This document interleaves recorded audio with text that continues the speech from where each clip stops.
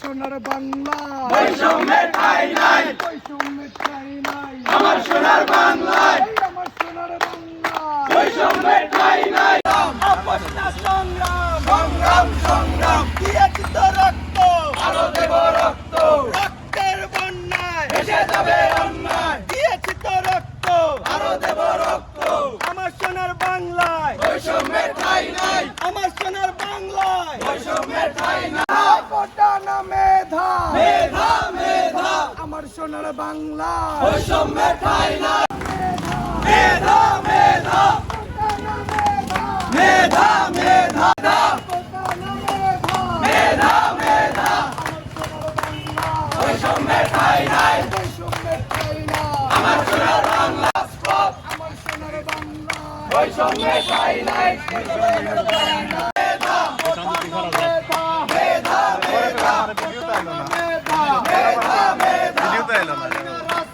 রাজপথ রাজপথ দালালিনা রাজপথ, রাজপথ রাজপথ দালালিনা রাজপথ, রাজপথ রাজপথ আমার ভাই মরল কেন, প্রশাসন জবাব চাই, আমার ভাই মরল কেন, প্রশাসন জবাব চাই, আমার ভাই মরল কেন, প্রশাসন জবাব চাই, আমার সোনার বাংলায়। বৈষম্যের আজকে মূলত এই দোহারের মাটিতে গত বছর 2024 সালের 18 জুলাই সর্বপ্রথম এই দোহারের মাটিতে আমরা যারা সাধারণ শিক্ষার্থীর ব্যানারে আন্দোলন করেছিলাম তারই স্মৃতিচারণ উপলক্ষে আজকে আমরা এখানে উপস্থিত হয়েছি। মূলত আমরা এখানে উপস্থিত হয়েছি সেই সব মানুষদের জন্য যারা জুলাই বিপ্লবে, জুলাই গণ অভ্যুত্থানে নিজেদের জীবন ত্যাগ করে, নিজেদের জীবনের মায়া ত্যাগ করে আমাদের এই সুন্দর বাংলাদেশ উপহার দিয়েছে। এই ফ্যাসিস্ট স্বৈরাচার শেখ হাসিনার মতো খুনি স্বৈরাচারকে সরিয়ে আমাদের অধিকার বুঝিয়ে দিয়েছে। মূলত আমরা তাদের শ্রদ্ধা জানাই তাদের প্রতি, এবং যারা আহত অবস্থা এখনও আছে তাদের সুস্থতা কামনা করছি।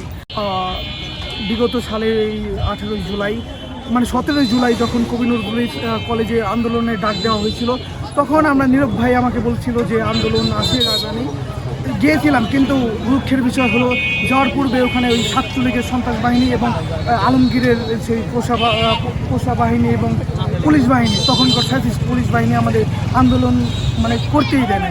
সেই চিন্তা মাথায় নিয়ে ওদিনকে সন্ধ্যায় আমি মূলত উদ্যোগ নিই যে মিছিলটি করার জন্য। সাথে সাথে লাম, তারপরে সঞ্জিত মোল্লা, নীরব ভাই, এই অমি মুসালিম সবাইকে জানাই এবং তারা আমাকে সমর্থন করে। এর পরবর্তীতে আমরা একটি মানে আন্দোলন করব এটা ডিসাইড করেছিলি। তারই ধারাবাহিকতায় আমরা সবাইকে বলি, ওরকম মানুষকে বলি যাদের দ্বারা যাতে এটা লিক না হয়, যে যাতে ওই স্বৈরাচারদের কানে না পৌঁছায়। এই জন্য আমরা খুবই গোপনীয়তা বজায় রেখেই করেছিলাম। এই জন্য আমাদের হয়তো মিছিলটা ছোটো হয়েছিল। আমাদের উদ্দেশ্য ছিল যে দোহারে শুরু করা, এবং সেটা আমরা সফলভাবেই করেছিলাম। তারই ধারাবাহিকতা 19 তারিখে হয়েছিল, 4 তারিখেও তো ব্যাপক আকারে হলো। যখন আমরা আন্দোলনের মানে করার সিদ্ধান্ত নিলাম, তখন আমরা কোনো এই দেওয়া হয় নাই, লোকেশন এবং সময় দেওয়া হয় নাই। কারণ লোকেশন সময় যদি লিক হয়ে যায় হয়তো বা আমাদের ওই আন্দোলনটাও বৃথা যেত। এই জন্য পরবর্তীতে 10টা বাজার ঠিক 10 মিনিট আগে সবাইকে যখন ফোন দিয়ে বলি যে আমরা অমুক লোকেশনে অমুক সময় করব, ঠিক 10 মিনিটের মধ্যেই সকলে উপস্থিত হয়েছিল, এবং তারই ধারাবাহিকতায় আমরা ওই আন্দোলন সফল করেছিলাম। আমি আন্দোলন উপলক্ষে মানে ওই আন্দোলনের সম্পর্কে একটি কথা বলতে চাই। আন্দোলন করেছি এবং সেই আন্দোলনের আদর্শকে আমাদের মধ্যে ধারণ করে রাখতে হবে। কেননা এই আন্দোলন শুধু এই শেখ হাসিনা স্বৈরাচারের জন্য না, এই বাংলাদেশের যত স্বৈরাচার তৈরি হতে যাবে ঠিক সেই মুহূর্তে বাংলার ছাত্ররা, বাংলার ছাত্র সমাজ এবং সাধারণ মানুষজন ওই স্বৈরাচারদের রুখে দেওয়ার জন্য সবসময় প্রস্তুত আছে। আজ আমরা এখানে সবাই উপস্থিত হয়েছি। গত বছর 18 জুলাই আমরা সবাই আন্দোলন করেছিলাম স্বৈরাচার বিরোধী। তো তার 1 বছর পূর্তি উপলক্ষে আজ আমরা সবাই এখানে উপস্থিত হয়েছি। তো আন্দোলনের সময় আমাদের অনেক বাধার সম্মুখীন হতে হয়েছে। ছাত্রলীগ, পুলিশ বাহিনী, স্বৈরাচারের বিভিন্ন কর্মীদের দ্বারা আমরা অনেক মানে অত্যাচারিত হয়েছিলাম। তো আমাদের দেশ থেকে আমরা সফল হয়েছি স্বৈরাচার বিতাড়িত করার জন্য, কিন্তু তারপরও এখনও আমরা দেখতে পাই যে আমাদের দোহারে যারা আমাদের উপর হামলা করেছিল, বিভিন্ন ছাত্রলীগ, তারপরে পুলিশ বাহিনী, অনেকে এখন আমাদের থানায় আছে। প্লাস হচ্ছে ছাত্রলীগের যারা ছিল 1 বছর হয়ে গেল তাদের কোনো বিচার আমরা পাইনি। তাদের নামে মামলা করবে বলে 1 বছর পেরিয়ে যায়, কিন্তু এখনও তাদের নামে কোনো মামলা করা হয়নি। তারা প্রশাসনের সামনে দিয়ে আমাদের জয়পাড়া, দোহার সব জায়গায় তারা মানে ওপেনে ঘোরাঘুরি করে, কিন্তু এখনো পর্যন্ত তাদের কোনো সুনির্দিষ্ট বিচার করা হয়নি। তো আমরা চাইবো যে খুব অল্প সময়ের মধ্যে, যেহেতু 1 বছর হয়ে গেছে, খুব অল্প সময়ের মধ্যে তাদের বিচার কার্যকর করা হোক এবং আমাদের এই আন্দোলন। আজকে আমরা এখানে একত্রিত হয়েছি যাদের সাথে আমরা গত বছরের জুলাই কোঠা বিরোধী আন্দোলন দিয়ে শুরু করে স্বৈরাচার বিরোধী আন্দোলনে এক দফায় একত্রিত হতাম, যাদের সাথে আমাদের নিয়মিত যোগাযোগ থাকতো। তাই 1 বছর উপলক্ষে আজ আমরা একত্রিত হয়েছি। কিছুক্ষণ আগে এই আন্দোলনের বর্ণনাকারী বা প্রেক্ষাপট সম্পর্কে আমাদের সবুজ বলে গিয়েছে। এখন আমরা বলতে চাই আন্দোলনের পরবর্তীতে আমাদের উপর কী রকম অত্যাচার বা নিপীড়ন, এই সব বিষয়ে আমি কিছু বলতে চাই। আমরা 18 তারিখ আন্দোলন শেষ না হতেই পুলিশের বাধার মুখে পড়ি করমালি মোড়ে, এবং লটাখোলা ব্রিজে তৎক্ষণাৎ ছাত্রলীগের সাধারণ সম্পাদক সাইফ আমাদের নীরব ভাইয়ের সাথে এক কথায় হাতাহাতির মতো প্রায় পর্যায়ে চলে যায়। তখন নীরব ভাইয়ের সাথে বা আমরা ছিলাম, তখন আমাদের কোনোরকমভাবে আমরা ওইখান থেকে সেফলি চলে আসি। আসার সাথে সাথে আমরা বিভিন্ন জায়গায় থেকে ফোন আসে আমাদের নামে, থানায় জিডি হবে, মামলা হবে, বাসায় বাসায় পুলিশ তল্লাশি করে। আমি যেহেতু একটি বিএনপি পরিবার থেকে লাইফ লিড করি, সেহেতু আমার বাসায় প্রচুর পরিমাণে চাপ চলে আসে। স্থানীয় চেয়ারম্যান, উপজেলা মহোদয় চেয়ারম্যান সকলের ফোন চলে আসে বিভিন্ন জায়গায়। তখন আমরা বাড়ি ছাড়া হই, দীর্ঘদিন নেট বন্ধ হয়। তৎকালীন রাতে পরের দিনও আমরা আন্দোলন করি, 19 তারিখের আন্দোলন, 4 তারিখের আন্দোলন। এর মাঝে আমাদের বাসায় আর ফেরা সম্ভব হয়নি। কিন্তু আমাদের একটা মজার কাহিনী বলি।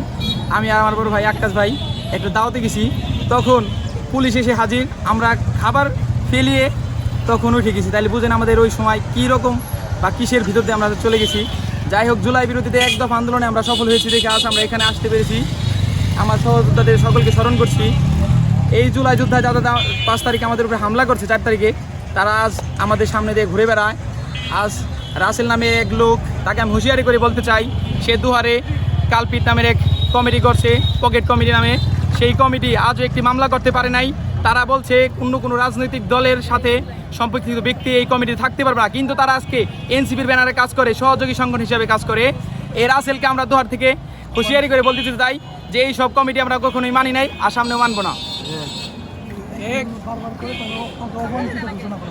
এবং ওই কমিটিকে আমরা ওই সময় অবঞ্চিত ঘোষণা করি। যাই হোক, বৈষম্য বিরোধী নিয়ে আমাদের কোনো স্বার্থ বা ফেস ভ্যালু এরকম কোনো কিছু দরকার আমাদের নেই। আমরা আসছি সততার সাথে দেখা করলাম, সবার সাথে ভালো লাগলো, এবং পরবর্তীতে আমরা আবারও হয়তো দেখা করব। আর এই আন্দোলন সম্পর্কে বলতে গেলে মুসা ভাইয়ের নাম অবশ্যই নিতে হয়। সে 19 তারিখে বিরাট ভূমিকা পালন করে। ভাইকে আমরা স্মরণ করছি। তার শহীদ, মুগ্ধ, ওয়াসিম, সাইদ, আবু সাইদ, এদের আমরা স্মরণ করলাম। যাই জুলাই আন্দোলনের অপরাধীদের বিচার দাবি করে আমি আমার বক্তব্য শেষ করছি। আসসালামু আলাইকুম। গত 18 জুলাই গত বছর আমরা এই দিন আন্দোলন শুরু করি। ছোট পরিসরে শুরু করলেও সেটা বিশাল আকার ধারণ করে ধীরে ধীরে, যেটা আপনারা সবাই দেখেছেন।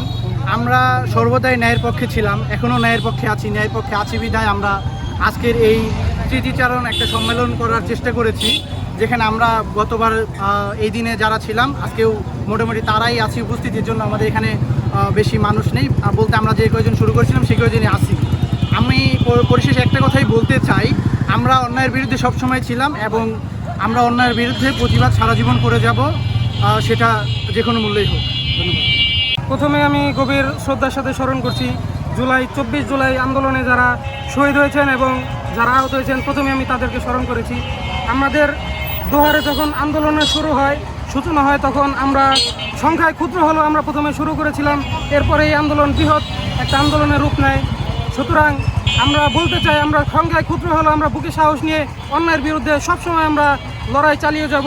সবাই যখন থমকে দাঁড়ায় তখন আমরা এই রুখে দাঁড়াবো এই আন্দোলনে। সুতরাং আমরা বলতে চাই, আবারও স্বৈরাচারীকে সচেতনভাবে আমরা আবারও হুঁশিয়ারি করতে চাই স্বৈরাচারীকে, যে তারা যদি আবারও মাথা চাড়া দেওয়ার চেষ্টা করে, আমরা সংখ্যায় ক্ষুদ্র হলেও আমরা এই কজনেই বুকে সাহস নিয়ে আমরা লড়াই চালিয়ে যাব ইনশাআল্লাহ।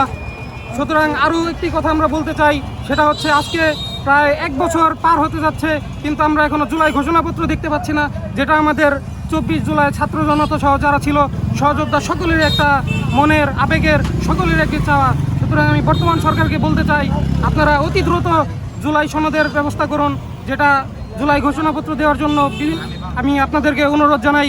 ধন্যবাদ সবাইকে। এই বলে আমার আজকে সেই 18 তারিখ 1 বছর পূর্ণ হলো। আমাদের সকল সকল সহযোদ্ধারা এখানে আছে। কিন্তু আমরা স্মরণ করছি প্রথমে যারা এই কোঠা আন্দোলনে শহীদ হয়েছে এবং স্মরণ করছি আমাদের সকল সহযোদ্ধাদের।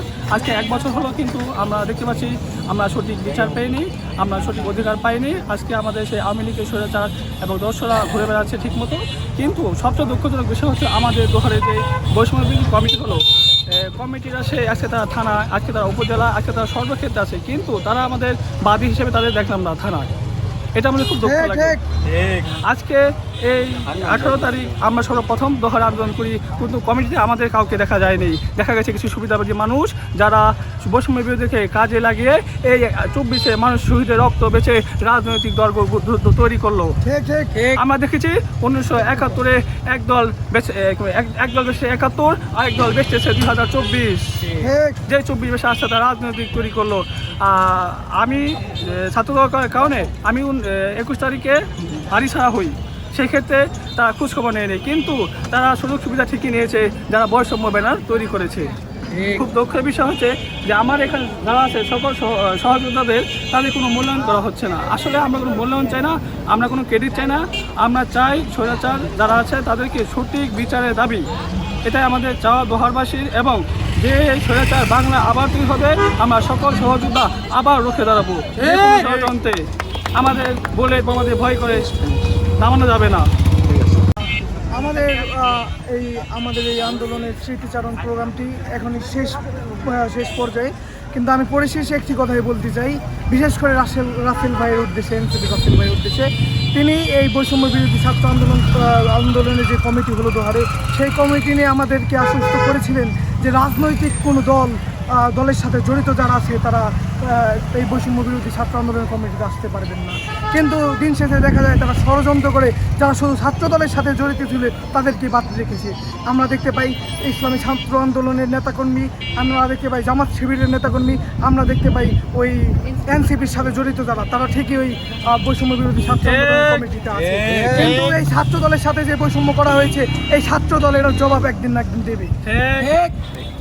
জুলাই বিপ্লবীরা লড়বে, চলছে লড়াই চলবে, জুলাই বিপ্লবীরা লড়বে, জুলাই বিপ্লবীরা লড়বে, চলছে লড়াই চলবে, চলছে লড়াই চলবে, জুলাই বিপ্লবীরা লড়বে।